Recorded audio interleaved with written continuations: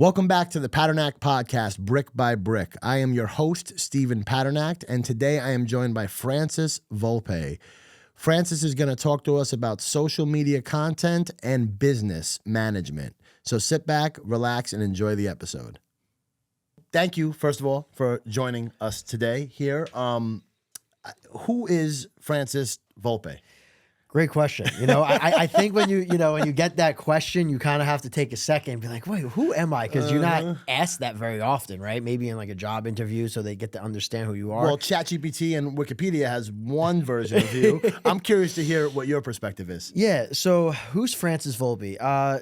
Francis Volpe is an individual that comes from a small town in Westchester County, Padernacht, New York. Grew up with just my mom, single mom, my entire life. I had an amazing life. I'm not going to sit here and say like I had this like really hard life. No, my mom did an amazing job raising me. I had amazing grandparents and cousins and aunts and uncles that were around me as well. So it's like, that saying, it takes a village. I had that. Mm-hmm. And, I was shielded from a lot of stuff that my mom went through, whether it was with my father or my, other things that went on in her life. But I'm an individual that comes from very humble, beginnings. I was at a very young age taught that you always keep going. No matter what happens, you get up, you keep going. It's the cliche, you get knocked down 7 times, get up 8, right? Yep. And, grew up in Padernacht, had a lot of friends growing up, played sports. I was an athlete my entire life. It was my end goal, right? I always had dreams as a little kid of being a professional athlete, like we all do. But I did very well in school. Like school didn't really come that hard to me. I started really to understand the importance of studying when I went to college. You can't get away with just going to class and not looking at the books afterwards. But like I was saying, I was taught to just get up and keep going. I was always taught to be humble, but always like hard work will pay off. That was something that my Nana said to me all the time.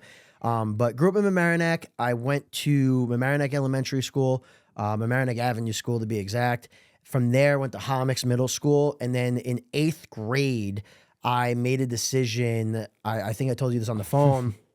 I came out of hockey practice because 2 of my teammates at the time went to Fordham Prep. Okay. And they would be like, Fran, like you should check out Fordham Prep, da-da-da-da. And I'm like, why would I do that? Like, Padernacht's a great school. I have all my friends here. And then one day, I don't know what happened. I'm a big believer in God. I believe there's like God sometimes swoops in and makes decisions for you or just puts a thought in your mind that's meant to be there. And I said to my mom, I want to go to Fordham Prep. And I'll never forget driving to hockey practice. She looked at me, or it might have been picking me up from hockey practice. And she looks at me and goes, what? Like Fordham Prep? She's like, we moved to Padernacht from Eastchester so that you can be in a diverse school system and a school system with with your types of people. Like she broke it all down for me because I was able to completely comprehend what she was saying. And I was like, no, I want to check out Fordham Prep. And so I had some connections there, believe it or not. My teammates put a good word in for me, took the tax exam, did all, everything that they required of you. And then it's funny, I was playing hockey. So I was a 2-sport athlete in high school. But hockey and football were my main sports. And while playing hockey in a tournament up in Brewster, the Stepanak coaches were there. Okay. And I got an acceptance letter to Stepanak without even applying, which was really cool, actually. But then I became close with the head hockey coach at Fordham Prep. I had the grades, I had the tax exam, and I got in. I remember literally driving by on 225 Mount Pleasant Avenue in Padernacht, New York, right near the police station. My mom comes outside and she's like, you got the envelope. Nice. And you knew by the thickness, right? Yeah. So I got into Fordham Prep, and that's really, I would say that Fordham Prep was really like when my personal journey began, because what was required of you was a lot different. Mm-hmm. And what I mean by that is like everything that I was taught as a kid, like work hard, be humble, and all those different things really had to take shape at Fordham Prep. And I actually, believe it or not, I think a lot of my, I don't like to call myself successful because I'm not where I want to be yet, but a lot of where I am now, I really give a lot of, kudos to Fordham Prep and how we were taught, because we there was no skipping class. right? It was an all boys school. Yeah. Getting bad grades and not doing well Was not acceptable. was not acceptable. No. Like you went to Yeah. Fordham Prep as Yeah. well, and like it was not acceptable. Like you didn't do well in class. Your buddies would be like, "Yo, what are you doing? Mm-hmm. Like, are you taking this serious? Like, we're here to learn. Like, you're at one of the most prestigious schools in the state of New York and considered in the country, Yeah. and you're messing around. Like, there's someone else that would be dying to be in your seat." So I after freshman year, I was just like, all right, I gotta, step it up, and take this serious. And so I did. I started just, whether it was being more active in class, asking questions, really getting into my homework and studying things of that sort. Ended up, luckily, I think going into my beginning of senior year, end of junior year, when everyone was kind of applying for school, I got a scholarship to play football at Assumption College, which is now Assumption University, Division II school in Worcester, Massachusetts. Okay. And then I went off to college, and, you know what I mean? And 4-year degree, college was amazing. What'd you get a degree in? So I actually studied business management with a minor in marketing. Kind of makes sense given your current career. Yeah, path. it's funny though, because my freshman year I was studying psychology, and now everything I do is psychology. Yeah. So I was like, wow, hindsight 2020, maybe I should have just stuck it out. But, I wasn't feeling the teachers, and look, say it as it is. I was like one of the only guys in the entire major. Okay. So it's like, it was all women. So I was just like, it's a little weird. And so I made that switch going into my sophomore year. And it was a great decision. I had amazing teachers. Football was an amazing 4 years. Met some amazing people. Still talk to my roommates to this day. One of my teammates was my same roommate in my actual in the same room, like bedroom. Because sometimes you had it was an apartment with different bedrooms. Yeah. He was my same roommate for all 4 years. Shout out to Ryan. There you go. And I learned a lot about myself in those 4 years. But I guess a long answer to answer your question. I don't like to put myself on a pedestal.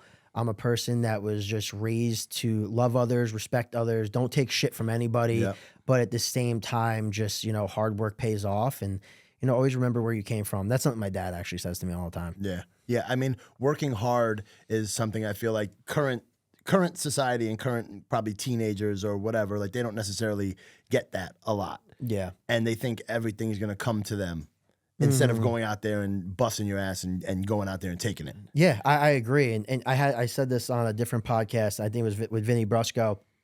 And he said to me that kind of changed my scope of my thinking. He was that it's aligned hard work. And because, we always hear like hard work pays off, but like you have to kind of take a step back, and it's like, okay, the person that's digging ditches, and that's hard work. Yes. Like, is that actually aligned with who they are and getting them where they want to be? Or is it really just cutting them a paycheck to put food on the table and a roof over their children and their families' heads? So it's like when you align with the work, that's when that hard work that you're doing that aligns with you is actually going to pay off, because you're connected to it, Yeah. And to your point, I think, there's that. I don't want to talk bad about a younger generation at all, or teenagers at all. They just have more choices. I think they have more choices than we might have had because of the, this huge uproar of social media and the opportunity to build your own brand and, and market yourself and become the business. Where now it's like, oh, you're telling me I don't have to go work for JP Morgan? Like, I can go and build a TikTok following and monetize my social media and make the 80 grand I was going to make at JP Morgan as an, entry level, probably even less, right? Yeah. Let's call it $80,000 at the entry level at JP Morgan. I can make that just making TikToks and Instagram reels and monetizing and maybe selling a service that I want to sell, or which is a lot more attractive for them. But if they align themselves, so that kind of segues into the next point, right? Like, you are a very established content creator. Yeah. You are one of the partners at Why Not You Media. Yep. You've launched Snack Time with one of your partners. Yep. How did you align with that work? Like, what was the work that you saw that you had to put in, and how did you build your daily, weekly, monthly goals around that? Yeah, so, Why Not You Media, it's myself, Tony Pack, and Michael Capozzi. We're the three founders of Why Not You Media, and we have a team of 11 people. And, we do the branding, consulting, marketing consulting, content creation, and strategy, paid advertising. social media management, website development, right? Like that's our core of our business. But You do that for clients. Yeah, so whether it's small business, large businesses. yeah, so we work really in the realm of businesses that are doing anywhere from 5 to 50 million in revenue a year, right? So that's kind of like our wheelhouse. Yep. A lot of professional service industries, we like the boring. Like to be Okay. like we love the boring because the boring is very niche usually, you know, especially if you're talking financial industries, real estate, mortgages, you know, anything that kind of requires I don't want to say, you know, just it's a different type of work, you know? So that's really the world in construction. We stay in that kind of world, developers and things of that sort, because they're speaking to a very specific audience. That's our network. That's who we know. But I really got into like the content creation side of things. It's very interesting. So I never saw myself as a creative growing up. Like you know, it just wasn't like I wasn't like into necessarily drawing. Like you know, you know, doodle and things like that. But what really got me to like open up the creative side of my mind was I got into the stunt world. I got into the movie and television world. And I will always, always pay respect to my mentor at that time, Chaz Menendez, because he really just like, he opened me up to a world I didn't even know existed. But it all goes back to my mom telling me, hey, like, I really think you should come to this stunt class in New Rochelle. You're athletic. I don't want you to not use your athletic ability. And I think there's a future for you. And maybe you never know, it turns into acting. Okay. So I was like, all right, Ma, let's go. So I went, and the first class, Chaz pulls my mom aside and says he's got a future in this. I was just like, I don't know what that meant. This is you out of college already. Yeah, so I'm out of school. I was working in insurance. I worked for New York Life, and then I broke my leg, which was actually, I tell people all the time, when you first hear that, I broke my leg. I have a plate and 9 screws in my left leg. Okay. It sounds bad. It was the biggest blessing of my life because it allowed me to really get into my own mind to figure out, okay, what does Francis Volpe want to do? Well, for the because rest you of his can't life? use your body and you can't use your... Just stuck there. You know, I was bedridden. So I was just like, all right, I'm going to sit here. I might as well start learning. So that's when I got into the whole Gary Vee, the Eric Thomas, the Tony Robbins, and like, you know, just watching these other individuals. I'm like, you know, my mom always said to me, you know, she actually named Why Not You Media. She came up with the name. Yeah. And she always used to say to me, why not you? And she used to always say The Rock. She always brought up Dwayne Johnson. She's like, listen, look at The Rock. Eventually, this man is going to die. $7 production. Yeah, like, you know, eventually this man is going to die. But someone has to step up to become that next big thing. So why not you, right? She wasn't saying I'm going to become The Rock, but she was saying you can do whatever you want. Find your lane. Exactly. So... And why not a kid from Padernacht? Yeah. Listen, I told a story not that long ago. It's like, think about music, right? When like these people from these small towns or from wherever start blowing up, it's like, if they're doing it, like someone else has to do it. So why can't you do it? Like everyone has the same opportunity if you really think about with social media today. You can put out one video and your whole life changes. It's the ultimate equalizer. I love that. I say that social media has leveled the playing field across business. You can be in business for 25 years or 5 years. That 5-year business can absolutely surpass the 25-year business because of social media. 100%. But like I was saying, so, you know, I went to the stunt class and I kept going. It was every Saturday. I kept going. And then I started kind of building a brand in the community. I was very young. I was one of the youngest performers. And I started to like get to meet some of the elite of the elite. And when I tell you the talent of these individuals is just like their ability to contort their bodies. And like a lot of them come from fighting backgrounds, whether it's mixed martial arts, black belts in Taekwondo, jiu-jitsu. Like I got to train, he's a stunt coordinator. I can't remember his name off the top of my head, but like he used to be flown out to train our Navy SEALs in jiu-jitsu and Krav Maga. I'm like, this, I'm literally learning from these guys. These are stunt doubles for TV shows, movies. Yes. So they do stunt doubling. They'll do like, if you ever go and like, let's say you ever watch like Fast and Furious, for example, and there's the fight scenes and there's multiple people, or John Wick. Like I know multiple people that worked on John Wick where like they're just the goons that get beat up and they're fighting, you know, Keanu Reeves, like they're fighting him. And like, I'm like, oh, I know them. I know that person. Oh, wait, that's this person. And it's really cool. But their talent, their ability to understand camera angles and moving their body. And so I had the chance to do that. I got my SAG card within 6 months. I got to work on a show called Gravesend, Okay. which is being shot all over New York City and Brooklyn. I think Shaq actually just invested in the series. Really? Yeah, it's on Prime. Okay. And so I got to fight in a club scene, and that was my first like experience on a set like that. That must have been awesome. Dude, I was so nervous because it's like sometimes you only have one shot at it. They're like, we need to get this done in one take. And we got the shot they wanted. And from there, so basically the way it worked is that the way you presented yourself on set is how you really got other jobs. Because networking? All about network is all relationships, right? Yeah. But at the same time, it's like if you were respectful, if you listened, if you did what was asked of you, and then were doing things when you weren't asked, right? That was a big thing as well. And I got great feedback. I got to work with some big time vets on this show.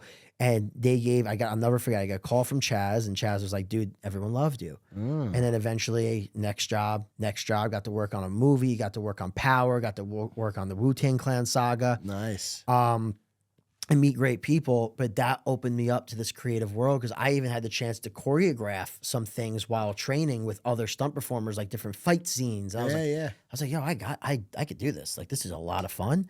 And then, unfortunately, I stepped away because the business really got too busy and I couldn't find time to do both. Why Not You Media got too busy? Yeah. Because you were doing that parallel to doing the stunt double. Yeah, and it just got too busy. And the thing with the stunt world is, like, for example, a coordinator can text you on a Monday and they're like, hey, I need you to send me headshots and like a certain look that they're looking for the show or the movie. You send it in. And then they can literally text you and say, hey, you got the job, we're shooting on Wednesday. Oh, be there. Be there at 5 o'clock in the morning, call time. And I'm like, I have a whole week scheduled out. Like, I got to go to meetings, I got to go here. And I just was like, I can't do both. And also I was like, you know what? If I'm going to really take this marketing thing serious and this business thing serious, because like just being in the stunt world, in that whole movie industry, it's so volatile. So like you get residuals, but you got to work on a lot of shows. You got to be working monthly, and it becomes hard, especially like during COVID, everything shut down. So I knew a lot of stunt, buddies that were not working. So they were living off residuals or getting other jobs. So, and also it's dangerous. It's so dangerous. I can imagine. Yeah, it's really dangerous. I saw some crazy stuff. I can't even tell you how many times I got punched in the face. You know what I mean? So that's I watched this movie recently with I forgot the gentleman's name, but it was about a stunt double. Okay. I forgot the guy's name, but just watching some of the stuff that he was doing. Yeah. And like the amount of damage that he was doing to his body. Like, look at Jackie Chan. He did all his own stunts. I think there was a point that, like, don't quote me on this, but there's an article. I think that insurance companies wouldn't insure him. Yeah. Because he must have broken and torn like every ligament in his body. And you watch some of his like stunt fails. Yeah. Right? Even Tom Cruise. Like, I remember Tom Cruise, I think on the most recent movie that he did, he went to do a jump and he snapped his ankle in half. Goodness. This is why they have stunt doubles. Yeah. Because one, they just are more experienced, and if they get hurt, it doesn't stop production. Yeah. Of course. know? Well, replacing Tom Cruise is a lot more difficult than You shut down all production. Yeah. That's it. And you've got hundreds of millions of dollars invested in this film. There was a stat I heard one on set once. It was like for every 10 minutes they lost X amount of money. It was something absurd. Yeah. I was like, are you kidding? They're like, no. That's why if as a stunt performer, they want you one and done. Yeah. Because they don't want to waste money. Especially, let's say you have to break through glass or you got to fall through a table and they don't get the shot they want. Yeah. Oh, now my what do you have to do? goodness. Think about it. You got to go do it again. You got to reset. You got to reset. And sometimes that could Replace the glass, do this, do that. take hours. Yeah. I was on set of Power. We were on set for 17 hours. Jeez. For one scene? For one scene. We did a 5-hour, and this is the crazy thing, we did a 5-hour rehearsal the day before. We show up the next day. Director comes up to us, walk me through. I somehow, more of the new person of the group, I end up walking the director through it, looks at me and goes, changing the whole thing. I was like, oh my God, we just did 5 hours. After you did 5 hours. 5 hours the day before. Then we sat all day waiting around. Now, this is one of 50 Cent's productions. Yeah. So the food, top notch. We were in like Hugo Boss clothing. Like this guy had us decked out. And, and then all of a sudden we're the last scene. Like hour 15. All right, we got 3 hours to do this. Yeah. You're exhausted. Of course. One guy flew in from LA. So you're not like usually allowed to sleep on set. they gave him the ability, like he had to go take a nap. Yeah. Like, Yeah, it was yeah, crazy. yeah. It was crazy, but it was a lot of fun. So you're doing this and Why Not You Media At the same time. and it kind of, I guess, living the double life or burning the candle at both ends. That's Yes. probably the best way to put it. 100%. So how was it? How was it making that decision to say, you know what, I'm enjoying the stunt double world. I'm enjoying this aspect of it, but this business is something that I think requires more of my attention. So what really happened for me is that I loved the stunts, but it was always the fear of one, injury, but I also, my mentor Chaz was extremely transparent with me. And he said to me, he had been in the business for like, I think at the time, I'm 31 now, so he must have been in the business like 2 decades, like 20 years. He worked on The Sopranos. He was on a bunch of stuff, Spider-Man. And he said to me, you know, one day, he goes, you know, I'm making X a year. I think he was making like $250,000 at the time. Okay. But I was like, he's been in this industry for 20 years. I'm like, Were those residuals or was that? that was what he was making from working, not plus the residual. But like, I was like, damn, like, and he's working a lot, but he wasn't just doing stunts. He's doing stunt coordinating. He was doing sound design. Like he was having to do other things. And I was just like, damn, that's 20 years just to make that. Yeah. I go, I feel like I'm able to do that quicker with you know, the other thing. And also I started. Not that $250,000 is something to sneeze at, it's not. You know, but I do hear what you're saying.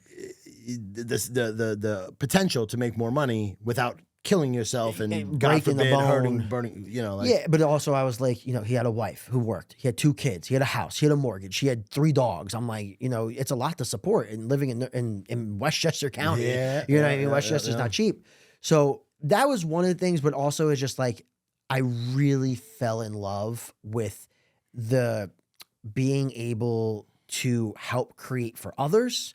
And then realize that, you know, business is fun. And also like, I love my business partners. Yeah, that's you know, important. like I really do. Like they're brothers at this point. They've become family. So I was just like, oh, I enjoy being with these guys, you know? So I was just like, I think this is the choice. How did you guys start? Like I imagine, so you said that your mom had given you the inspiration for the name. Yeah. Did you approach your partners? Because I feel like a lot of times we stumble into business. Yeah. Where it's like, hey, you know what? Hey, I know this guy that's looking to do something, and you know what? You're pretty talented at this. Do you want to work with me on this one project? And then, like, how did the 3 of you come up with the idea that you're going to be partners and get into the business? Yeah. So I love telling this story. What actually happened was I saw Tony out one night in White Plains. And you guys know each other. So we went to Florida Prep together. Oh, that's right. You had said Tony went to Florida Prep. Yeah, so we graduated together. We were friends, you know. Yeah, I always, Rams. Yeah. Shout out to Fordham Prep. Yeah. And we actually we worked with Elias Gelpy, who went to Fordham Prep, Mark Supik that went to Fordham Prep. So we had a lot of Fordham Prep Was that guys Mr. involved. Gelpy's kid? Yeah. Really? Yeah. Oh, he was a great teacher. Yeah, he was. Yeah, Dr. Mr. Gelpy. Yeah. Religion, I think. Yeah, I think he retired. I think he's no longer there. I had him first period religion. Oh, there he was awesome. Yeah, he was. He was always a good dude. So I see Tony out one night, and at the time I had saw him on Instagram first, right? And I went up to him. It was actually Thanksgiving Eve, I think. Oh, that was a big night. Yeah, you know, in our 20s, that was like a big night. That was like the Super Bowl of going out, right? So I went up to him. I'm like, yo, Tone, like I see you on social media. I see you on Instagram. I was like, what are you up to? He's like, listen. He goes, shoot me a DM. Let's grab a cigar. I'm like, all right, I wasn't a big cigar guy. Tony has his own story. A great guy for you to have on the podcast too. But I always say the joke, in high school, Tony and I were friends, but I was really just trying to convince him to play football because Tony was a big, strong guy. And so I go up to him, shoot him a DM, we connect. He's like, hey, I'm going to be at Doc James Cigar Lounge in Padernacht, New York, which was down the street from my house. You know, come get a cigar. So I go and get a cigar, and we're talking. He's telling me what he's got going on. I tell him I'm working insurance and, you know, all this stuff. I'm like, yo, Tony, you know, you love people. You're very personal, very, extroverted. I was like, why don't you come and interview with New York Life? And, you know, it's funny. You were trying to recruit him. I was trying to recruit him. But the funniest part is that my boss at the time, John Salina, I just saw him recently at one of our good buddies, 3-year in business celebration. And I'm like, this is crazy. And Tony still talks to him. So that's a whole other story. So Tony's like, yeah, I'm open to it. Let's do it. Like we could take over the Westchester market, you know, whatever. So he comes down, he meets John. John loves him. We're all, you know, talking about this, talking about the future. I break my leg. So I break my leg actually playing flag football. Sounds crazy, but it's basically football without pads. That's the way I of course. describe it. Yeah. And I was never big in the flag. Rough touch. Okay, yeah, rough touch. I have a lot of buddies that play that. Yeah. So one of my buddies got caught up, fell on my leg. My leg broke. I was like, oh my God. On a field with probably no medical attention there immediately. Nothing. I had to get You're carried there with off. your boys. You get carried off. Somebody drives you to a hospital. You're sitting there looking at a broken leg. Call my mom. My mom's like, what's going on? She meets me at the hospital, reset my leg. And then I had to get surgery, stay a week at my grandmother's because my mom already had booked a cruise.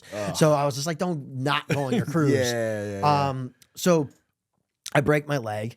But Tony's building these social media accounts. He's got like 13 different accounts. It was all named Ace of something. So Ace of cigars, Ace of tattoos, Ace of business, Ace of motivation.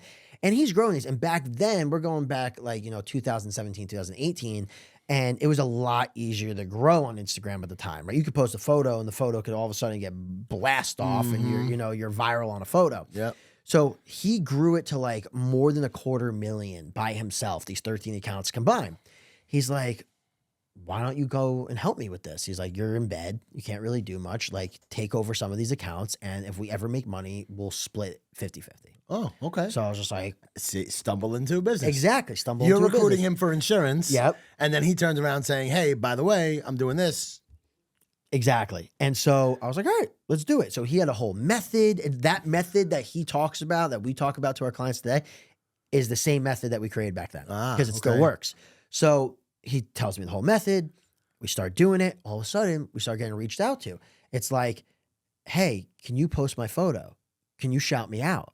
How much does it charge? And I'm like, I remember back then it wasn't really so common for people to be doing that sort of. No, there wasn't like influencer marketing. We didn't have the collaborator feature. No, we had none of that. So you just tag them in the caption. Yeah. Right. So, or in the post. So people start reaching out. Hey, can you post my work? You post my tattoo, whatever it is.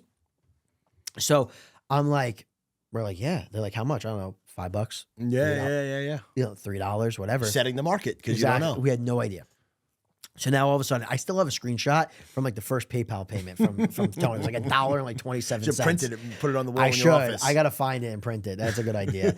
And so we started doing this. And then, Tony was an engineer and he went back into the construction world. And then I actually started working in the mortgage world. I started working for my cousin, Robert. And then we just we stayed connected, but life got busy, right? Yeah. We this thing that was, making us a little bit of money, we had to start focusing on things that were making us more money. So or turn it into a business. Exactly. So now, fast forward. Tony starts doing these networking events at Doc James Cigar Lounge. He called them the Diamond Networking Group. Yep. I've been invited through people, but yeah. Yeah, so he has Diamond Networking Group, right? That's what he named it back then. So every Wednesday, Doc James, you go upstairs, you network, you talk, you chat it up, blah, blah, blah. As this networking went on, it starts to dwindle. Less and less people start showing up. It just ended up myself, Tony, and Michael.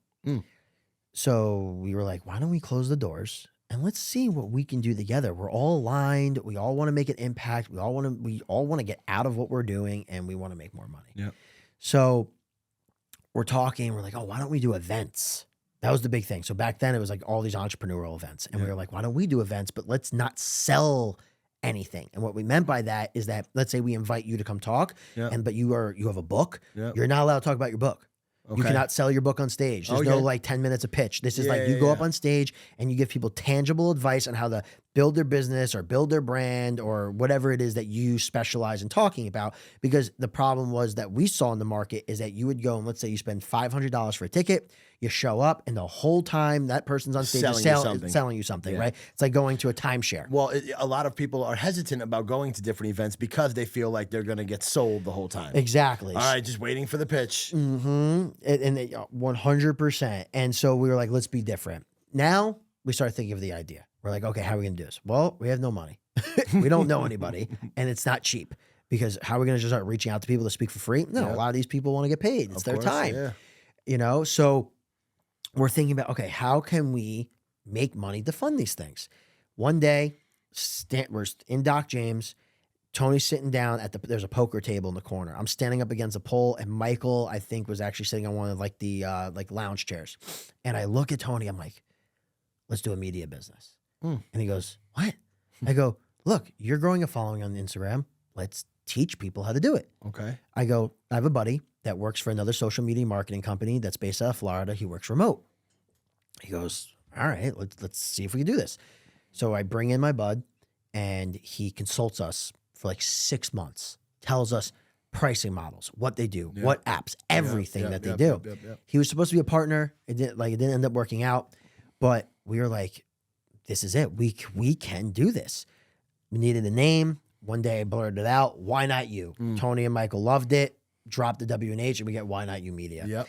And, 2018, we got our first client who actually, because they saw Tony on Instagram, they were like, oh, Tony, like, can you help me?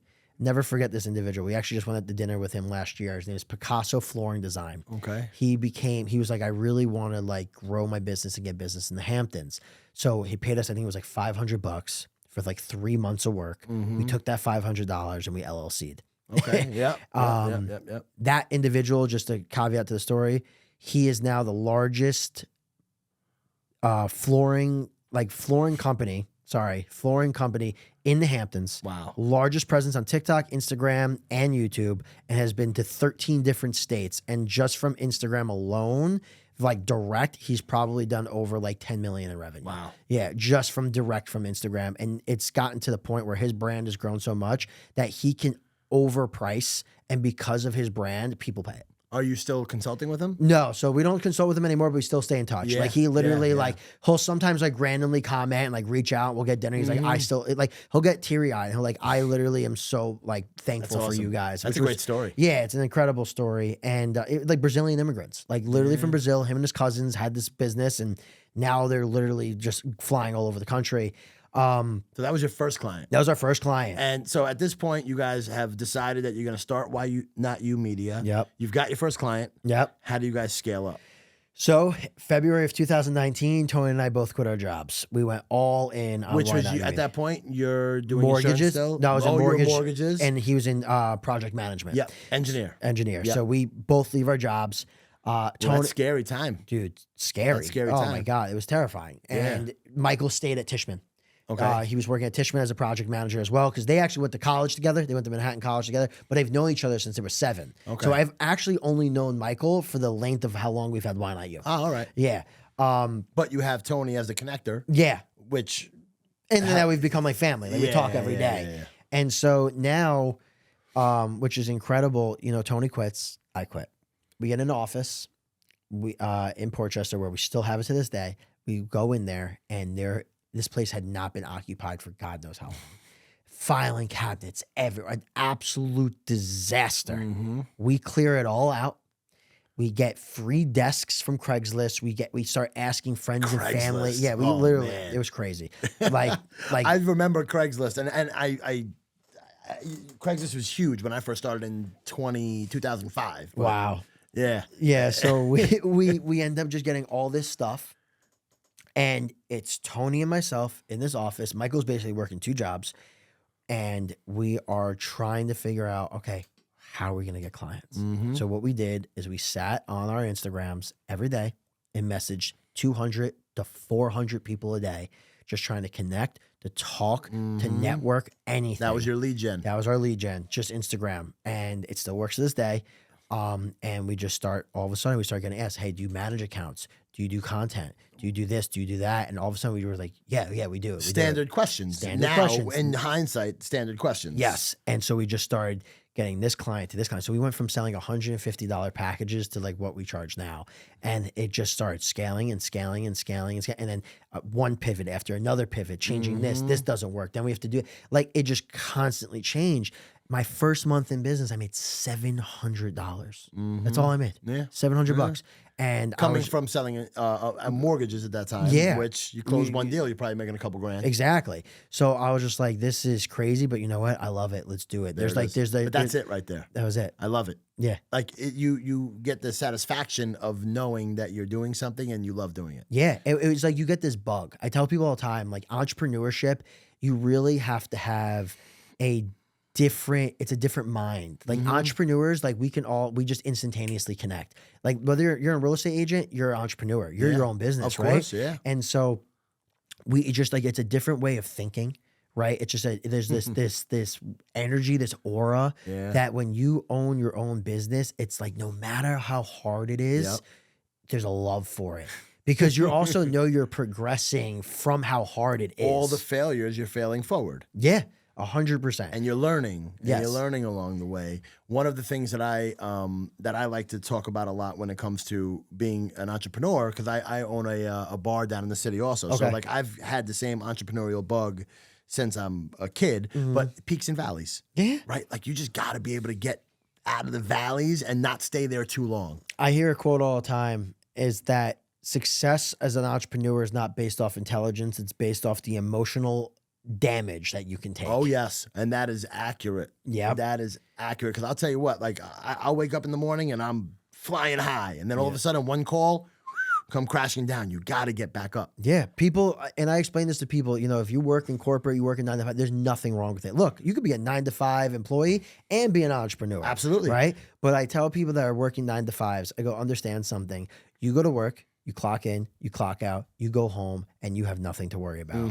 That boss of yours has to go home, and they're up probably till 1 o'clock, 2 o'clock in the morning, trying to figure out what happened today. How are they going to make payroll? How are they going to pay rent? How are they going to do this? How are they going to market the bit? Like, there's always how am I going to do? Like, right? There's like figuring it out is I think the motto for entrepreneurship, and that's the part that as a business owner you take on. Yeah. Well, you have to. Yeah. It's pain. I talk about this all the time that, like, you know, as a small business owner, as a real estate agent, as whatever small business you're in, you're wearing the marketing hat, you're wearing the accounting hat, you're wearing the HR hat, you're wearing every single hat. And people don't necessarily realize that. They see the glitz and glamour, so to say, but they don't understand all the stuff that goes on the back end of it. Those sleepless nights, those staying up till 12, 1 o'clock, 3 o'clock in the morning, whatever it is, on your computer, just researching other people's failures and trying to make sure that you're not replicating that. Yeah. Like I try to explain to people all the time, and the amount of times that we would work, and we still do it. So you're working 7 days a week, right? You're never shut off, right? Like you don't really shut off. 365. Yeah. And 24/7. Yep. Literally, you are. You're always thinking about business. You're always thinking about how to grow. Because if you're at the supermarket and you see an opportunity, yeah, or it's like I'll be walking the aisles with my girlfriend, and I'm like, wait, babe, what do you think of this idea? You know, what about this content idea? And she's just like, do you ever shut it off? I'm like, I can't. Too many tabs. I tell my fiance all the time, I got too many tabs open. Yeah, I call it like files, right? So many files. And so, you know, when you're just constantly thinking about like, how can you get better? How can you make things better? And that just is what comes with it. There's no way to alleviate this pain. It's like you become addicted to it. It's honestly like a drug. Well, that's exactly what it is. It is an addiction. How do you incorporate personal development, and how important is that in defining how your business grows? So I think the only way, it's that saying where it's like, if you're not 100%, you can't be 100% for anything else or anyone else. So I'm very big on, you know, you have to put positive things into your mind. The things that you read, the things that you watch is what you become or listen to as well. So I'm very, very particular with what I listen to. I really listen to only 3 podcasts. I listen to Alex Hormozi, Gary Vee, and Andy Frisella. Those are the 3 people I listen to. And once in a while, my girlfriend loves Mel Robbins. We'll listen to Mel Robbins. But it's people, or Ed Milet. Oh, yeah. Yeah, like he's a big one too. He actually, I listened to him a lot in the beginning stages of my entrepreneurship journey, and he just completely flipped my mindset, especially the people he interviewed. One more. Yeah. And it goes one more podcast, one more thing, one more this. And it goes a lot further than that, right? People don't realize the power of that because of the compounding effect. Of course. Yeah. And just personal development is everything, right? Like if you're not trying to expand your mind, like I feel like you're dying, right? And I use this a lot, and I say you can be content with your life, but you should never be content with your mind.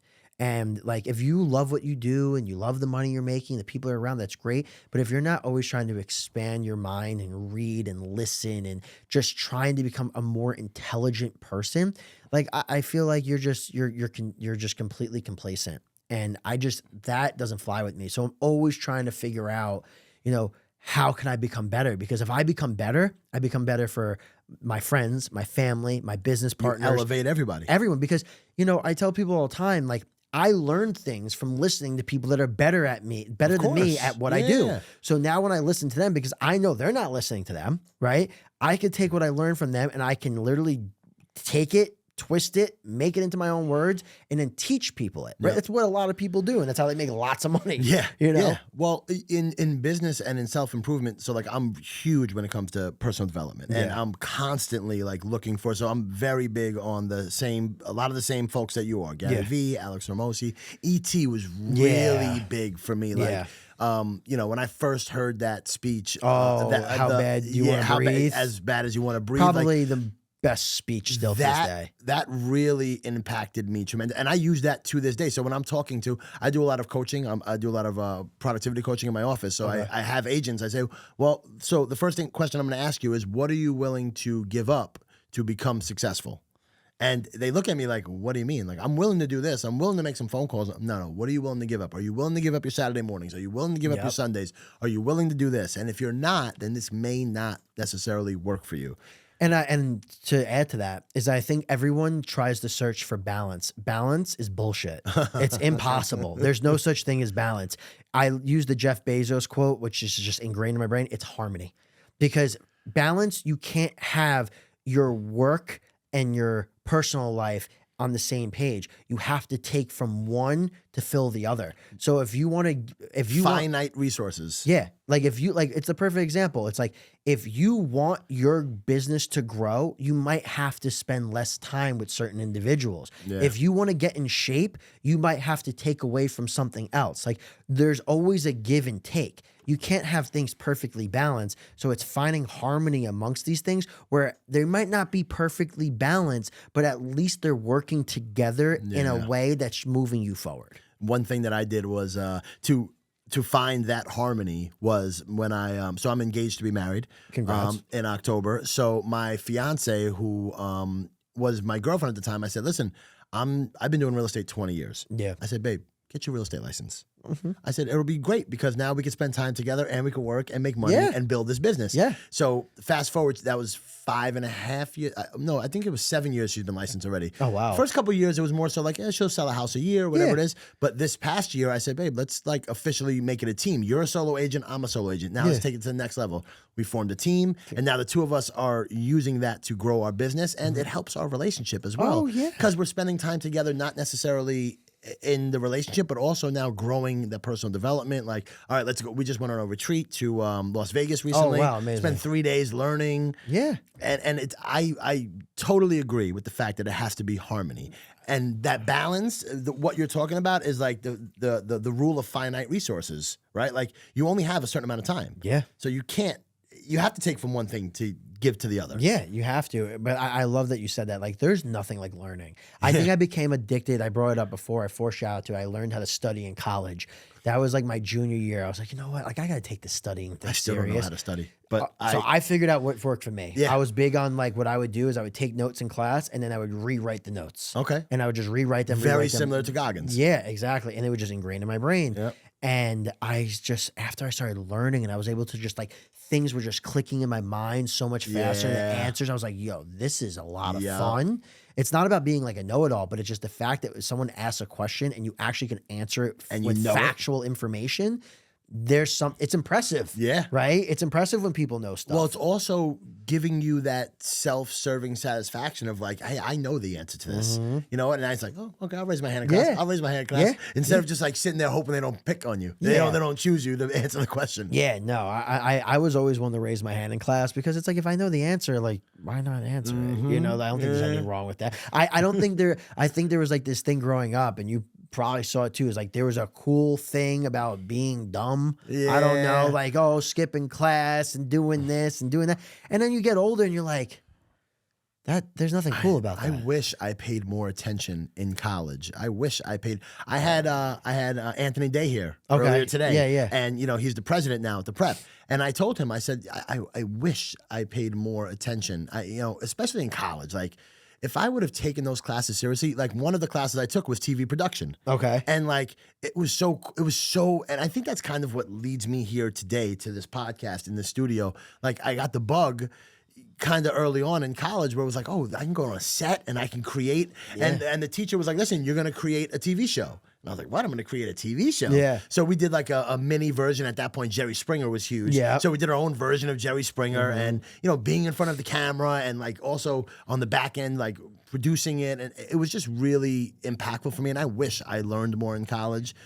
But I use that now today only to say that like my method of learning is a lot of Audible. Yeah. A lot of Audible and a lot of podcasts. Yeah. Because it relates to me more and I could sit there in my car listening to it and subconsciously bring it in. And then when I'm having a conversation with somebody like you or my fiance or somebody else, you just instinctively, you know it. It just comes out.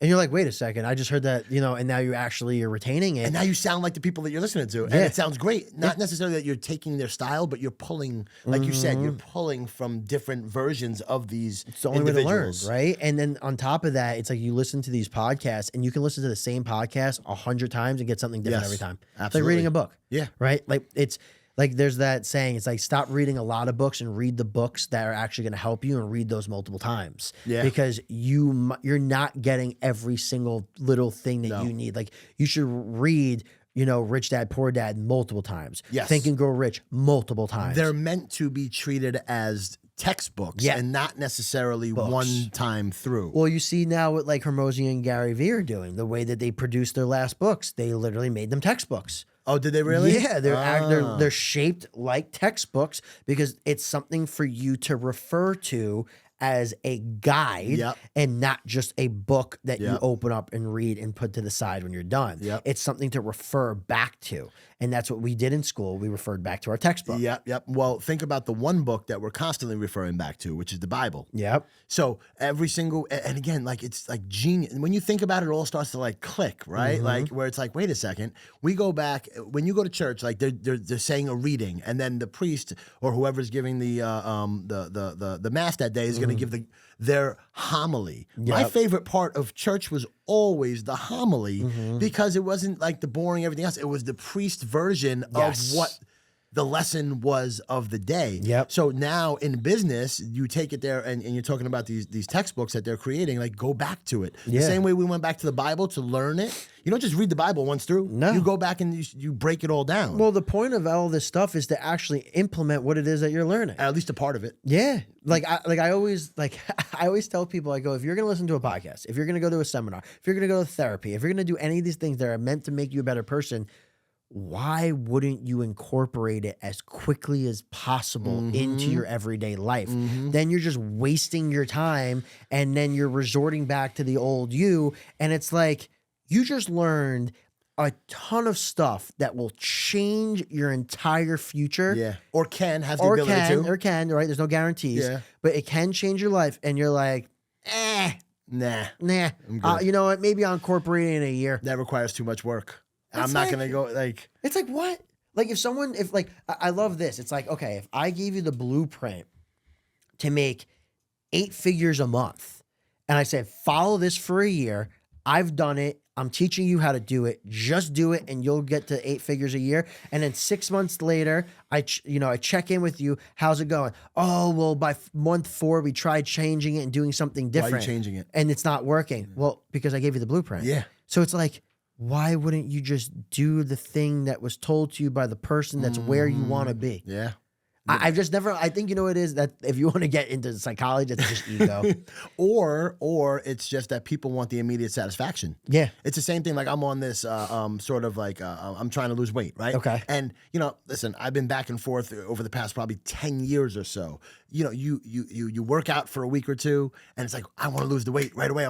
Like, wait a second, it's gonna take more time, and you have to put the self-serving or the self-satisfaction aside and just understand that you have to put in these long hours and wait for the results. Well, it's time horizons, right? It's like this time that you set for people. And what happens is that I think we tell ourselves, I need to do something by this time.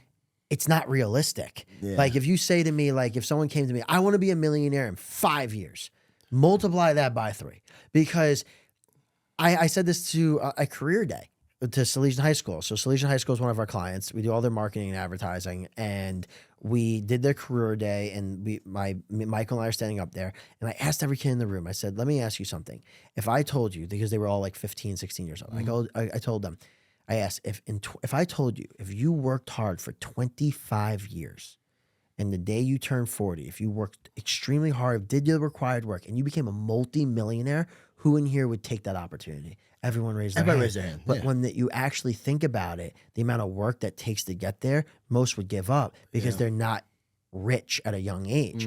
People that succeed, and I see this over and over and over again, and you've been in the business for 20 years. You didn't become successful overnight. No. Right? Your overnight success took 2 decades. Yeah, exactly. Right? So when you really think about people that have become successful in the places that you want to be, there's no time horizons. They don't care if it takes 5, 10, 15, 20, 30 years.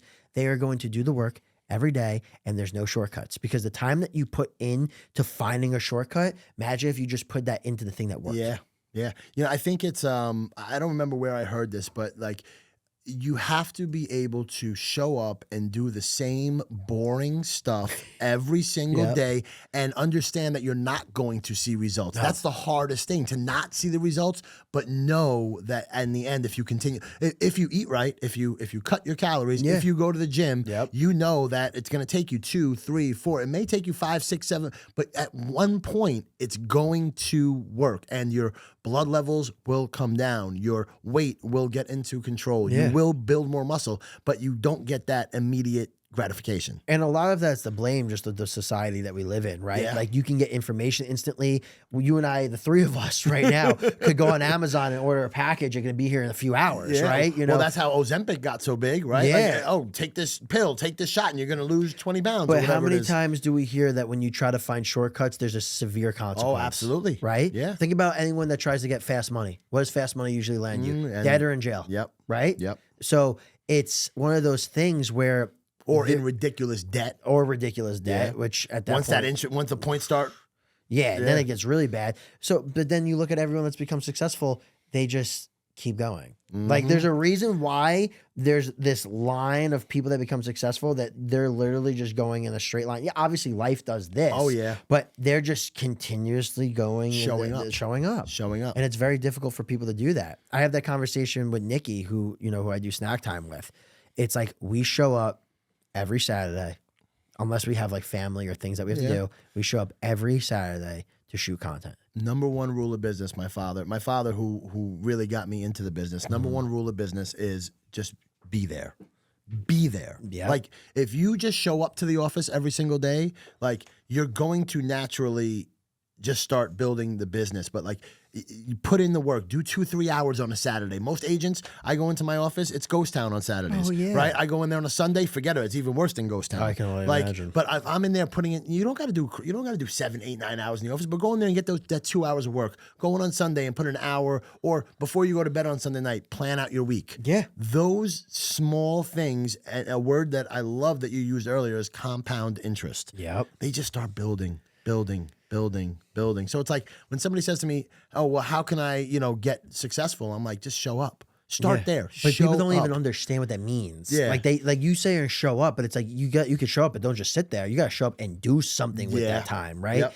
And I think that I say this all the time. There's a reason why the 1%'s the 1%. They just continue to show up. They do the work. They do the boring, mundane work that no one else wants to do. You think that there's the successful real estate agents that yourself and those that you think they want to be there on a Saturday calling people and doing email and getting hung up on. Do you think they want to? No, but they know that it's going to compound, and all it takes is that one yes or that one idea for their marketing campaign for this listing that they have that they just took over from someone else that's been on the market for 60 days, and they're like, you know what? I need to really figure out the marketing plan, and within 2 weeks they have an offer. Because they spent that time in the office putting in the work. And they were able to push through all of the negatives and get through those valleys. Yeah. Oh, that's a big thing that comes to social media, right? Like, we always tell people, you're going to start this social media journey. You're going to get made fun of by friends and family. Oh, yeah. You're going to joke on you. You're going to feel discouraged. Oh, look at all the Instagram stuff you're doing. Yeah. You're famous now. Yeah. But it's like, no, I'm trying to grow my business. I'm trying to put myself out there, because are you going to pay my bills? Mm-hmm. Or are you going to go around town with flyers and talk to everyone about my business? No, you have your own crap going on. So who's going to do it? Me. I got to do it. So I got to do it, Yeah. right? So it's just this whole mindset where like, I think a lot of time what happens for like the social media aspect is people are so fearful of comments and the kind of ridicule from people that don't matter. Very true. They just don't matter. Alex Hermosi, I heard something on his way out here today. He was like, listen, you're getting ridiculed by people who in 2 or 3 generations are not even going to be here. Yeah, he says Like, it all the time. yeah. They're going to die. Yeah. And then he was like, if you think about it, we are on this earth. And if you zoom out far enough, the earth is just a speck and you're a speck on that speck. Yeah. But you're so worried about the one comment, the one thing. And I think that people just need to be able to put that aside and push through and like not look at things from a perspective of like, what are they gonna think about this? Forget about what they're gonna think about. They're not paying your bills. As you just said, like they're not paying your bills. So like even doing this podcast was like I've been stalling it for the past 2 or 3 years. And finally I was just like, you know what? I'm gonna do it. I'm gonna put it out there. And then, and then at that point it's like you start going through the struggles of saying, okay, so now I have to start getting guests, right? Like even landing you here, right? Like I'm like, I don't know if this guy's gonna be interested in this. Like maybe I'm too small for him to show up. You know what I mean? So you just gotta put yourself out there and understand that you're going to get the failures and then you never know what could come of it. No, you have no idea. And like, I love podcasts. Why do I love podcasts? Because we literally call it a pre, during, and after, right? Or a post, like a PDP, right? You get to talk to someone prior, right? Before it, the pre-conversation, during conversation, the post-conversation, right? If you take that to heart and you don't worry about the views and this and that and just focus on the relationship that you build with these individuals, that's how you grow that business. We have clients that are literally landing 6-figure deals from guests that they had on their podcast just because they focus on the relationship. And they're like, you know what? If people watch, great. But what is it actually that you're trying to get out of this, right? If you want to be a podcaster, stay consistent, thumbnail science, understand title and description, clips, distribution, all those different things come into play. But if you're like, you know what, I want to do this to build my business and make more money, I'm not looking to be a podcaster because I need the business to make me money, then it's about relationships.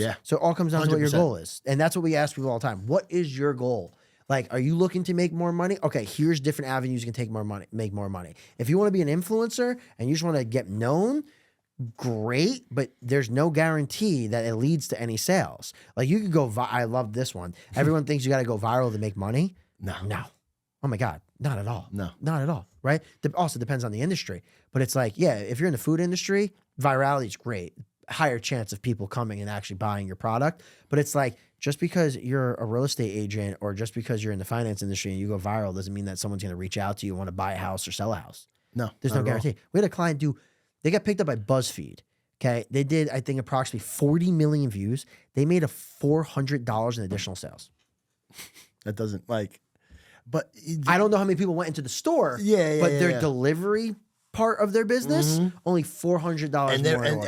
And you're it's almost like you're chasing the wrong things. Like I'm reading this book and I just started it called The 5 Types of Wealth. Okay. And I'm legit only into like chapter 2. It's oh my gosh. I forgot. I can't pronounce his name. I'm going to butcher it. Oh my God. He's ready for this? Hold on. Sorry to cut you off. He's doing a live book club April 8th at Agora in Larchmont with Vinny Brusca. Is he really? Yeah, look into it. I'll send it to you afterwards. Yeah, please. I stumbled upon it because in my gym, the book was there, and I think that he knows Vin Maselli, who's the owner of Body Blueprint in Pelham. Yes. So I think he knows, I think they know each other. Vin somehow knows everybody. Yeah. But it's amazing. Shout out to Vinny. But so in the book, and I'm legit only on chapter 2, but like my mind was blown. Like, it's just as simple as stuff, right? That we're chasing the wrong thing. Like the book starts off with him talking about like a buddy of his, like, oh, you should get a job doing this, you'll make $250,000 a year right away. But wait, what do I have to give up? What do I have to do for that? I have to give up, weekends and this, that, and the third, and you're going to burn yourself out. So he defines wealth in terms of the 5 different types are like social wealth, love, and I'm struggling to get the rest of them. But essentially it's like, don't chase the money. Do it for the passion, do it for other reasons. And to your point, the guy, maybe your client or somebody else was chasing buzzworthy, thinking that was going to solve all the problems. But maybe the problem really is something else. Yeah. And he wasn't even chasing that. It just happened to happen. But like, it's just that people see the views and they're like, oh, I should get a guaranteed return from it. No. The thing is though that you do get is it does, the way you quantify it is your brand grows. More people see you. It's attention. And then you leverage it, right? Then you're going down the whole avenue of the marketing funnel. But yeah, it's one of those things where you kind of have to take a step back and it's like define your mission for social media and what you're looking to actually accomplish with it. Because like I said, like you can do both, but you have to start with really a strategy that's going to fit that sector. Like you can make all this money from a podcast. Yeah. But like, look, one of our clients does just construction. It's all he talks about. He's an expediter in the city, been in the industry for 36 years, and he's the go-to guy. I need a good expediter, by the way. You do? Yeah. All right, I got you. Sure. I'll connect you. His name's Sisto Martello. Yeah. I'll connect you right after, actually. I'm going to text him and say, hey, I'm putting you in a group chat. And I'll let you. You're going to love him. Italian guy, whatever. Good. So he started a podcast. We consulted with him for 6 months before we even started this podcast. Yep. He's become like a father figure to the three of us. He's a lot older than us. His kids are actually our age, So he starts this podcast. This guy's on over 70 episodes. People loved him before. People in the construction world in New York City, because it's a very small group of people. Course, yeah. He's the guy. Yeah. Everyone listens to him now. Yeah. And what happens is that he gets guests on. The guests love him so much. They refer him business. And then they tell their friends about him. Hey, you need to get on Sisto's podcast and you got to use Sisto for expediting. And all of a sudden he's like, friend, I can't even give you an actual dollar amount. But he goes, website traffic's up. More people know me, and I know we're making more money for our investment because I'm getting opportunities at deals I never would have gotten if it weren't for this. You know what the struggle I find is identifying those KPIs when you're sitting down. Like when you're sitting down with a client and they're like, and you ask them that question, what do you see? What's the goal here? And then identifying the KPIs so that way you can go back to them because you know how it is, right? Like some people, like your expediter client, will immediately just know it innately in his body, in his soul. These guys have helped me. But then you get the clients that are like, I've seen some uptick, but I haven't seen other ones. Like identifying those KPIs and not necessarily. I would imagine that the three of you, when you're doing a consultation, you give them some sort of like reality, like where it's like, hey, look, we can't give you a magic pill. No. But what we can do is X, Y, and Z. Yes, every time. We set expectation, right? It's results may vary, right? Because the information that we give you, depending on how you actually incorporate it into your day-to-day, will dictate the success that you have. Those that take the information and utilize it are going to have more success than the person that doesn't. Just how it goes, right? It's the same thing with fitness. It's the same thing in real estate. It's the same across the board. So we set those expectations. So now depending on what you're doing with us, right? Let's say you are an advertising client, a paid advertisement client. Our KPIs are dependent on like sales, right? We want to get you leads. Of course. So if you're a service-based business, it's leads, right? We can generate you leads. It's your ability to sell. You got to close them. We're not closing for you. I don't have my business partner Tony on the phone for you. Exactly. Right? So you got to sell, right? But if you're e-com, it's based off sales, right? Of course. That's a straightforward metric. It's a straight funnel. Easy metric, right? But a lot of the times what happens in the service-based industry is that people think that you're supposed to get them sales. No, we're going to get you leads. You need to sell. And what's happened, though, is that because a lot of people built their business, and this goes back to social media leveling the playing field. A lot of people built their businesses, especially these guys who have been in the business for 15, 20, 30 years. Everything was word of mouth. Oh, yeah. Right? Everything was word of mouth. And it's still the most powerful level of marketing. But what are they seeing? They're starting to see business trickle away because they have no online presence. So they never really had to sell. It was all just all refer. Steve, use John. Okay, you were referred by Fran. You must be good, so I'm going to stay with you. But now it's like they got to get on the phone and they got to talk to these cold market people. These people that they don't know. And sell. Yeah. And a lot of the guys, selling is a skill. It's a Yeah, skill of that you have to course do it is. over and over and Of over course again. it is. And a lot of people don't know how to actually do it. Well, a lot of small business owners don't know how to actually do it because they just have been in the business for 20, 30 years. Exactly. And they never really harnessed the skills of the actual, ABCs, like always be closing. It was easy. It was layups. It was like, hey, I'm just throwing you a softball. Like, hey, my buddy, Francis is looking for an expediter or whatever it may be. Yeah. And Francis would just say, hey, so John said that I'm going to use you. Yeah. Instead of like actually saying like, how do I sell a stranger? Yeah.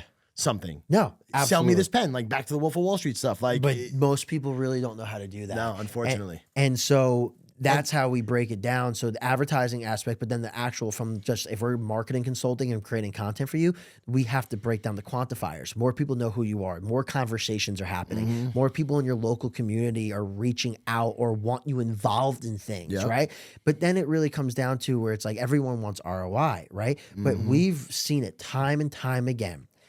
It's how you change your time horizon. I understand money goes in, you need money coming out. But there's a saying, marketing doesn't make you money until it makes you money. Yeah. Right? So you have to stay consistent because if especially if you're in a high ticket item like business where what you sell is expensive. So if you're investing in your marketing, let's say you spend $50,000 across the year, but the things that you're selling are, you know, $30, $40, $50, $100, $200,000, you're going to spend $50,000 and potentially if you get one sale of $200,000 that pays for your marketing for the year, depending on what your profit margin is. So it's like, it's changing and setting expectation with people. It's a big part of what we do. And I feel like and I would imagine that while you're consulting with people, you have to, these are not quick conversations. No.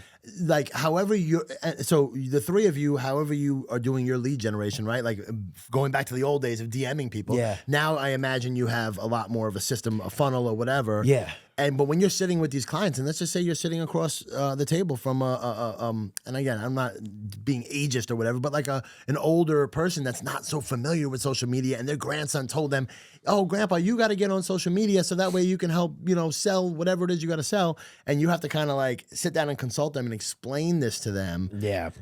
I would imagine that there's some struggles kind of breaking that down. Absolutely. Sometimes we meet individuals that are in their 60s that are more savvy than the 35-year-old, believe it or not. So it really, like, age to that point is just a number. It just depends on how open you are to learning. And a lot of the times is that you don't know what you don't know.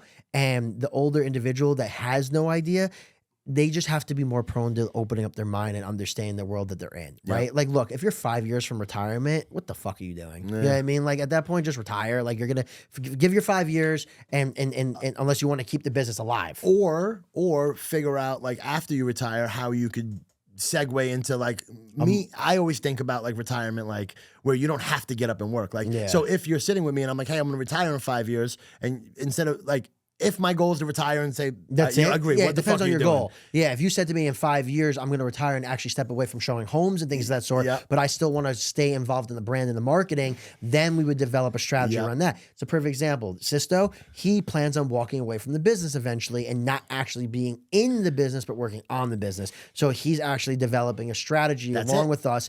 And that was the podcast. Yeah. Because now he's the marketing, now he's the brand. He'll funnel and push the business to whoever. Somebody else that he's a closer. Now his job becomes to not only be the face over here, but also now finding the person that's going to be able to replace him. So he said to us, he goes, one of his pieces of advice is he goes, find your replacement now. 100%. I agree with that. 1,000%. You have to. And it's sometimes like, look, I'm 31 years old, Tony's 31 and Michael's 31. And I hear that and I'm like, I like, what does that mean?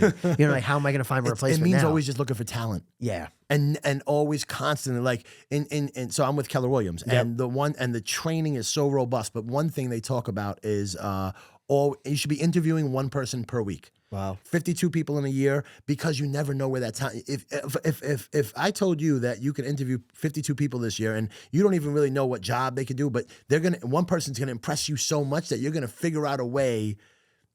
Like, and to get them involved. Exactly. Yeah, that makes sense. You know what I mean? That makes a lot of sense. No, the way you broke that down, that makes a lot more sense, because it's, this world of business that we're in and like just the day to day, it's craziness, right? And it's like you're trying to navigate so many different things. I'm very, very blessed, and I say it all the time. I'm very lucky. I think it was divine intervention that I have a business partner like Tony. He's our people person, right? He's our networker. He loves people. He's more extroverted, right? And then I'm the product, right? I'm the one that loves the marketing, the media, that side of things. And then we have the process, which is Michael. Michael is systems and operations. And like literally, it's funny. Like, we were just at a networking event because Tony has this group called The Circle, and we're at this event and, Michael's making a joke. He's like, yeah, like, Tony and Fran are always throwing ideas at me. Because we do. Because, like, we literally will come up with all these different ideas and we're like, Michael, can you do it? And he's like, I could do it. But then he'll, like, play devil's advocate to make sure it makes sense. So decisions are made very, very quickly.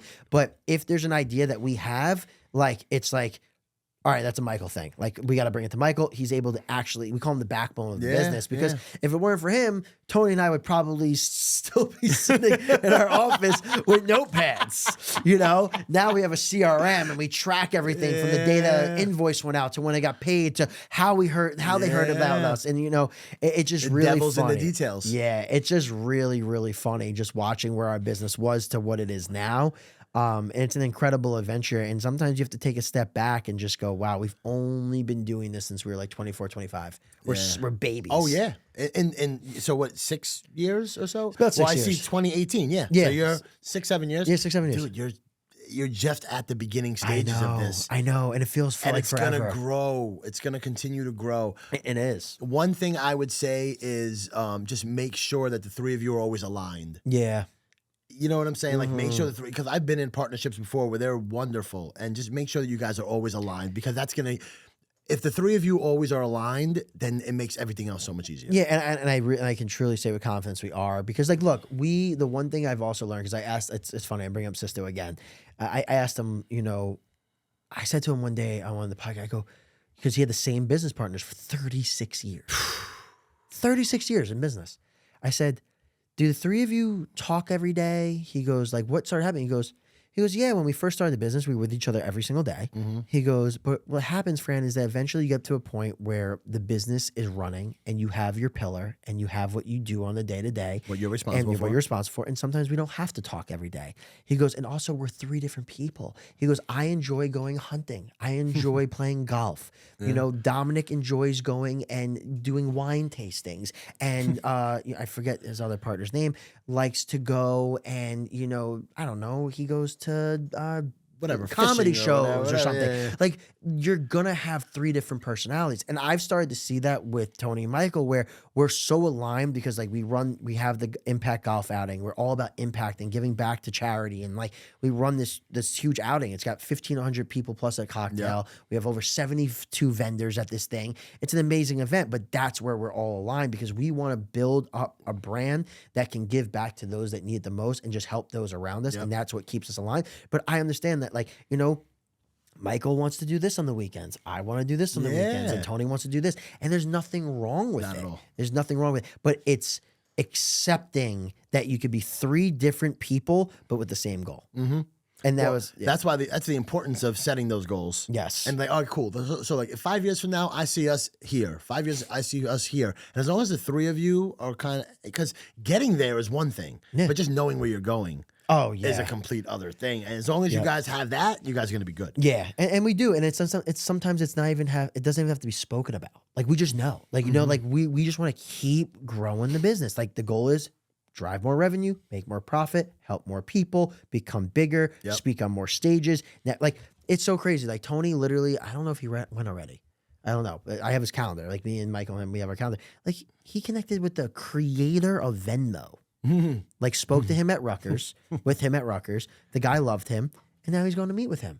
Like, you don't know what connection, like, how you don't know what doors that's going to open up. Of course not. So, like, that's something too. Relationships and introductions is really the way to wealth. Absolutely. Like, I 100%. I said this story at Legion too. I said, it's crazy to think that something that we don't even think about, like, we think we have to be the most skilled, the smartest. You don't. You have to be the most known, right? And you have to know the most people. And the more relationships you have, you get into rooms you never thought were even like possible. And I'll never forget, I remember I was thinking about becoming a football coach after college, because I love football. And my mom was like, well, just go into coaching. Like, that's your lane. But I was always like, you know what? I want to get away from football and try something else. But I never forget, I asked my special teams coach, Drew Kanan. He's now at JMU with my coach at the time, Coach Bob Chesney, who will be definitely coaching in the NFL one day. And I said to him, I said, Coach, what's the secret of landing jobs as a college football coach? And he looks at me and goes, relationships. Who you know? That's it. He goes, I go, Who you what? know? I was mind blown, because I would think you have to be the best at what you do. He goes, no. He goes, some of these guys are in positions that they have no right to be in, but they just are best friends with the head coach. Yeah. I'm like, what? Yeah. I'm like, that's crazy, but it makes sense. Of course. You know? Because People want to do business with people they like. know and trust. Yeah. Exactly. Yeah. Exactly. No, for sure. Talk to me about snack time. Okay. I'm so enamored with what you guys, because last I think I checked, you were just south of 150 million views. Yeah. So Right on snack time. Tell me just a little bit about where the idea came from and what kind of and the struggles you faced along the way and where you see it going. Yeah. So snack time, it's funny. So I'll break down all the views and stuff like while I'm talking. But so Reels came out on Instagram, I think like 2 or 3 years ago, and I had an old Instagram account. And I was like, oh, Reels just came out, like this new thing that they've been talking about for a while, short form video. And Sounds crazy. This new thing, Reels. Yeah. Because we grew up, like I remember in college we had Vine, right? Like that was like the big thing. And I was just like, you know what? I don't want to just talk about marketing and business. I want to do something a little bit more fun and entertaining. So I'm at my buddy Nikki's apartment, and I'm with him, his wife, and my girlfriend. And I pick up a bag of chips, and I take the bag of chips, and I take my phone, and I go, you know what time it is? It's snack time. Crack open the chips, take a bite, review it. Video, I put it up, wake up the next morning, 19,000 views. I'm like, what I stumble upon. Like, what is this? You know, maybe because it's brand new. Do it again, do it again, do it again. And I'm like, wow, like people are actually watching this. Like this is like entertaining people.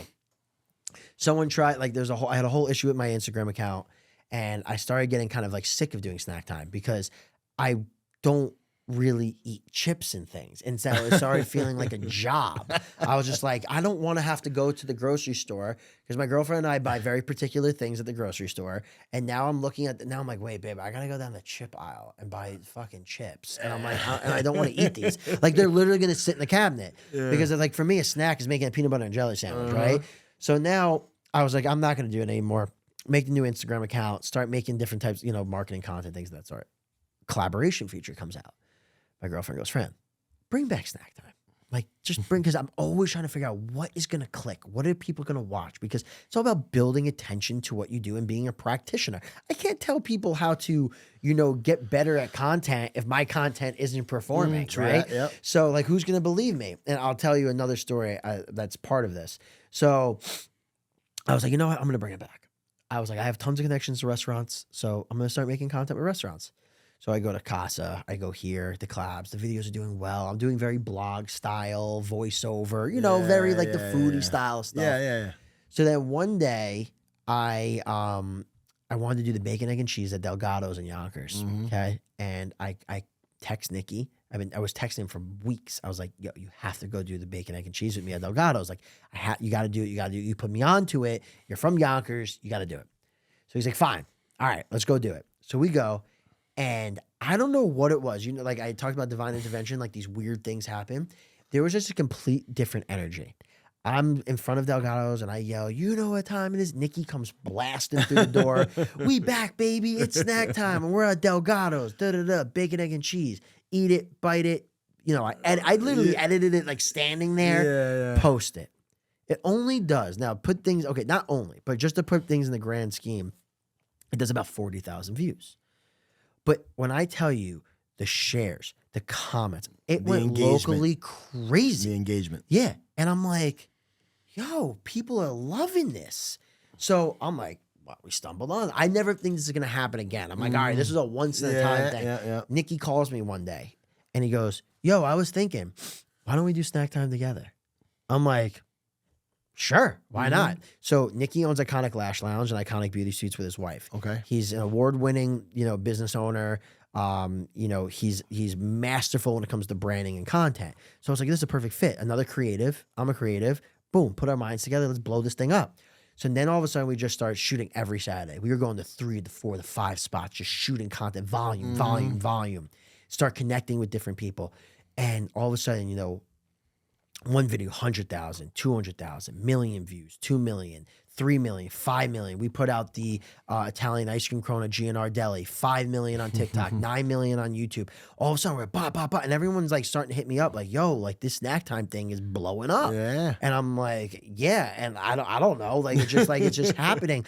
But what it started doing, I was just like, I started breaking down what we were doing to a science.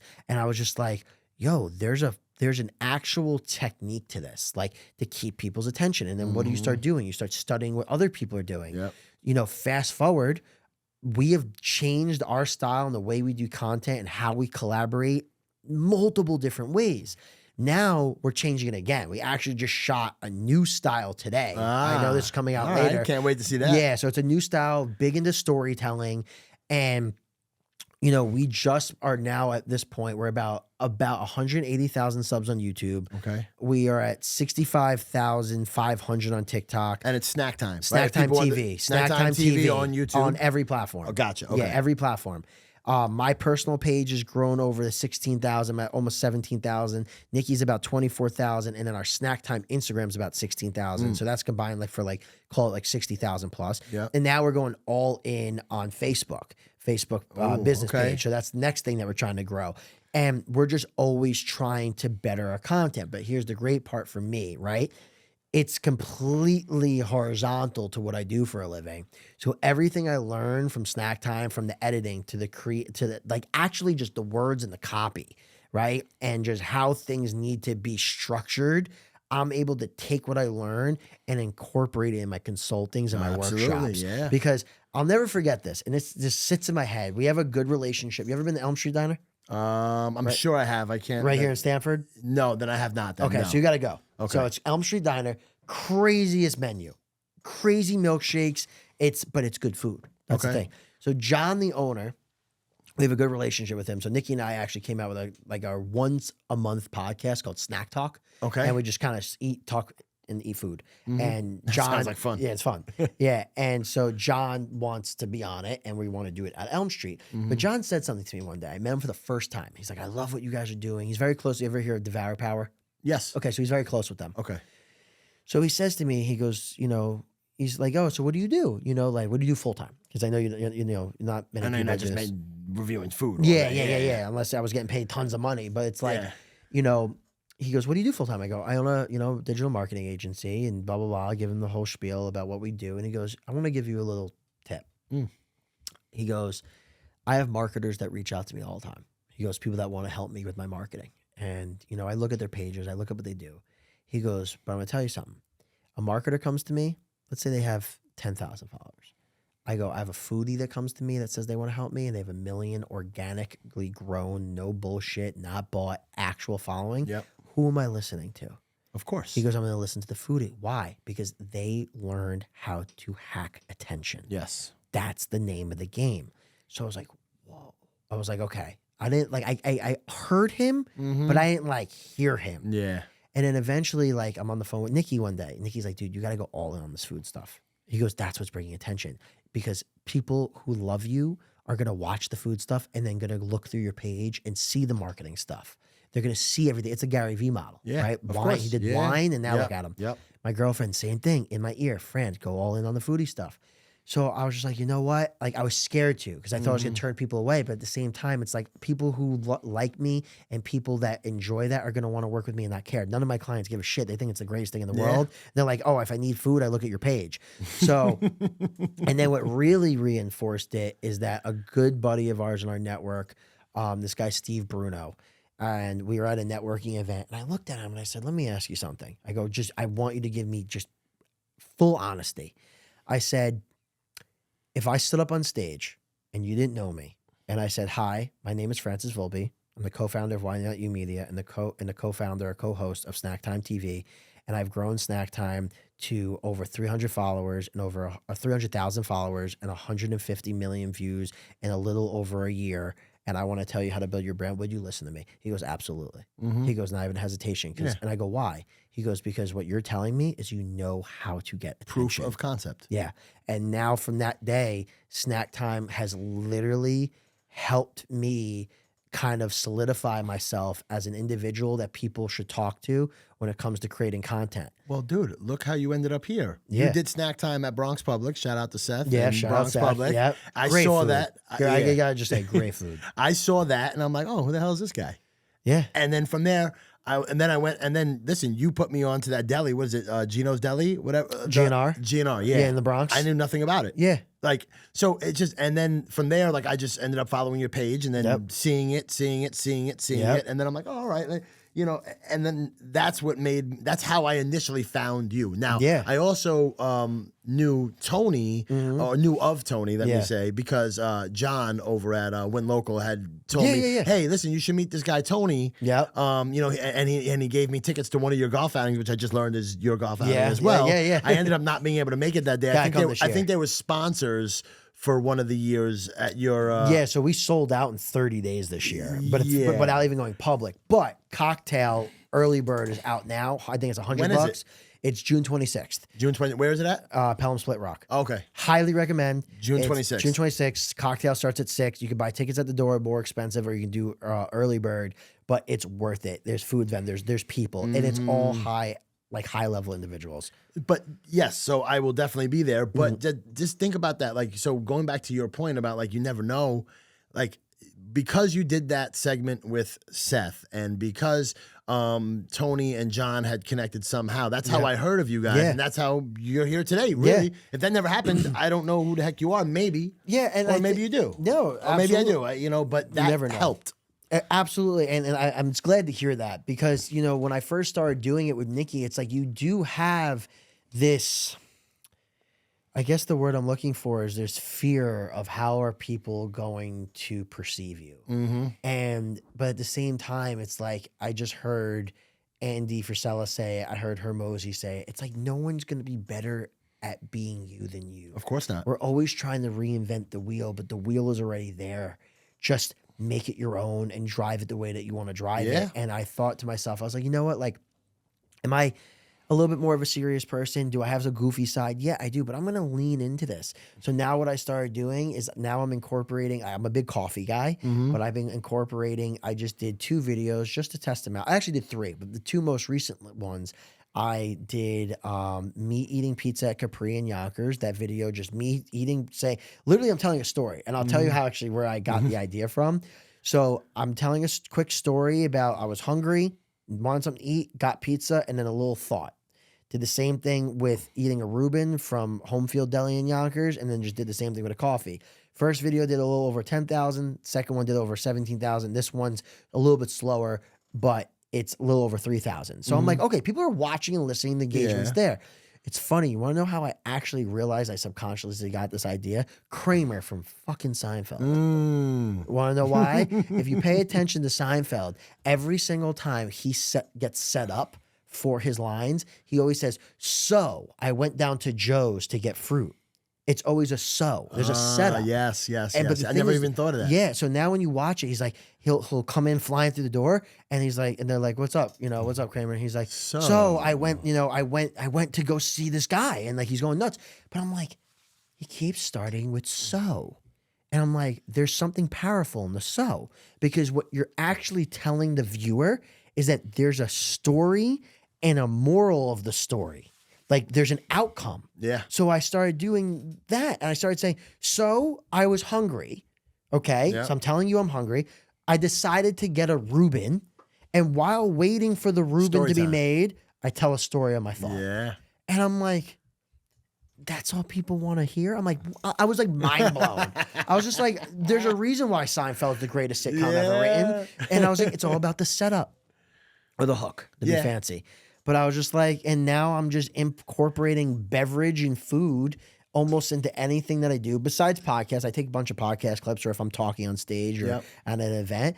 But I was just like, I'm going to lean into this damn thing. Might as well. If people know me as the foodie, but they're like, yo, look at these kids' views. Like Nikki one day was at brunch, right? And I'm not going to name them, but these 2 individuals went up to him and for 30 minutes, didn't let him eat. Him and his wife and his son, they couldn't eat. They were just trying to pick his brain and like, how do you get so many views? How do you do it? What are you guys doing? And Nikki gave them all the formula and they never incorporated it. But it's like, people don't understand there's a science. Absolutely. Like you got to see the scripts we wrote for today.